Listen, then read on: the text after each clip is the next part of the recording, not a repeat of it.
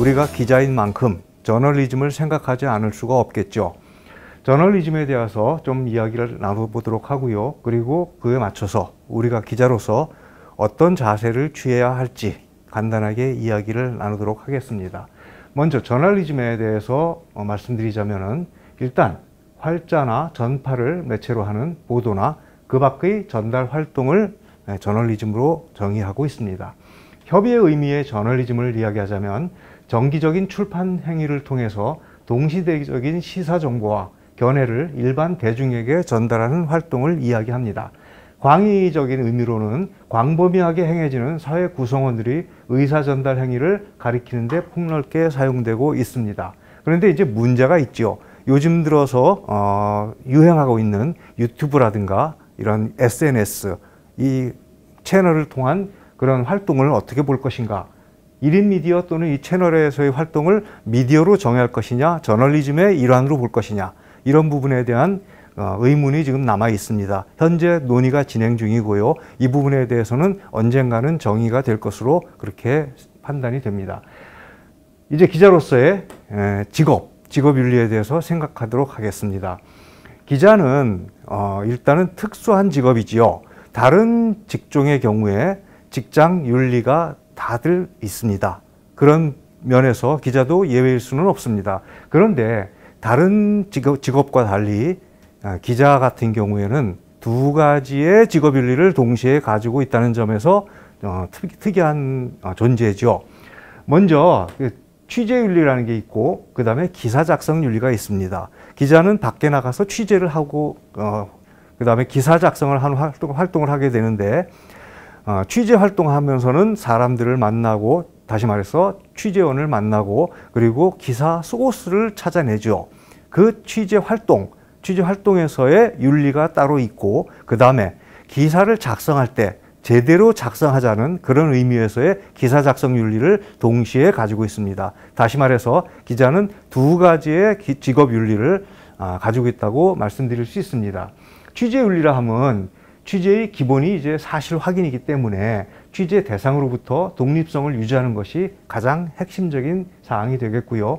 권력에 대한 감시가 필요하다는 것은 당연한 얘기겠죠. 그리고 항상 이용자에게 봉사한다는 자세가 중요합니다. 기사 작성 윤리 측면에서 말씀드리자면 독자 중심으로 생각하고 이용자 입장에서 기사를 작성해야 합니다. 언론 단체들이 공동으로 제정한 윤리 강령 및 각종 준칙을 자발적으로 지키는 실천이 그런 점에서 매우 중요하다고 할 수 있겠습니다. 예컨대 인터넷 신문 윤리 강령 및 심의 규정이 있고요. 그 다음에 재난 보도 준칙이 또 따로 있고 자살 보도 권고 기준 3.0, 선거 여론조사 보도 준칙, 감염병 보도 준칙 등의 각종 준칙이 있습니다. 이런 준칙들을 잘 지켜서 기사를 작성하는 것이 요체라고 할 수 있겠습니다. 그런 점에서 우리나라 언론이 상당히 많은 불신을 받고 있습니다. 여러 가지 좋지 않은 이야기들도 많이 들리죠. 기레기라든가 뭐 그런 이야기들이죠.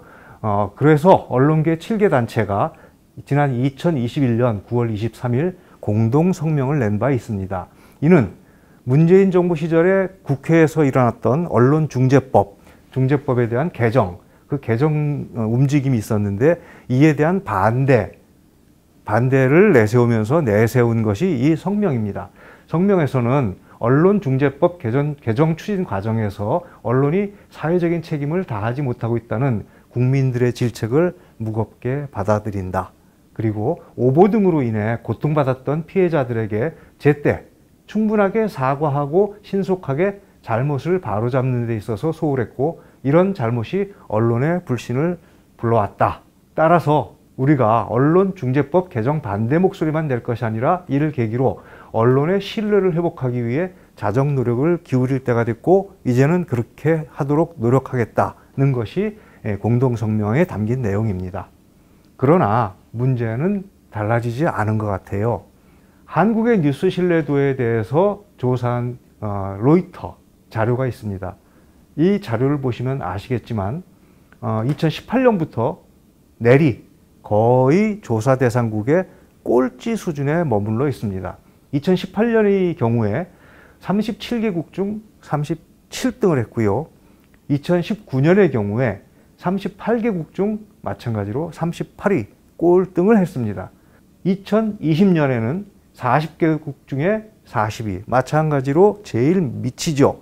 그리고 2021년에 조금 낮았다고 하는 것이 46개국 중 38위에 올랐습니다.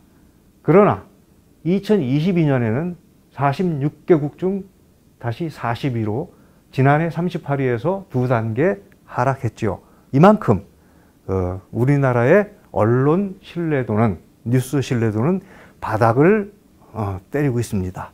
그만큼 좋지 않은 상황에 있는 것이죠. 물론 이것이 우리나라의 특수한 상황이 좀 개입된 정황도 없잖아 있습니다.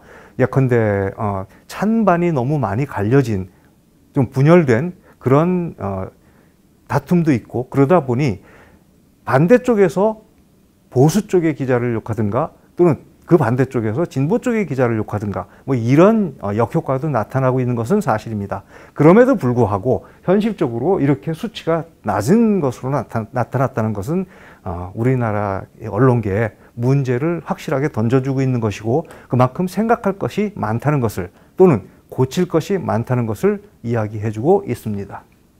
그렇다면은 신뢰성을 회복하기 위해서 어떻게 할 것이냐?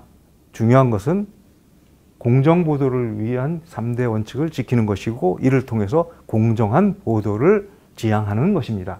공정보도를 위한 3대 원칙은 무엇인가? 보시다시피 공정성, 객관성, 정확성을 담보하는 것이죠. 공정성은 균형성을 유지함으로써 달성될 수 있고요. 객관성은 사실과 의견의 구분을 지향하고 사실 위주로 그렇게 전달하는 것이 중요하다고 할 수 있겠습니다. 그리고 정확성은 가장 기본적인 팩트, 사실을 전달하는 것이 무엇보다 중요하다는 것을 이야기해주고 있습니다. 그렇게 함으로써 진실된 보도가 이루어지고 그 진실된 보도를 통해서 신뢰성이 담보될 수 있다고 볼 수 있겠습니다.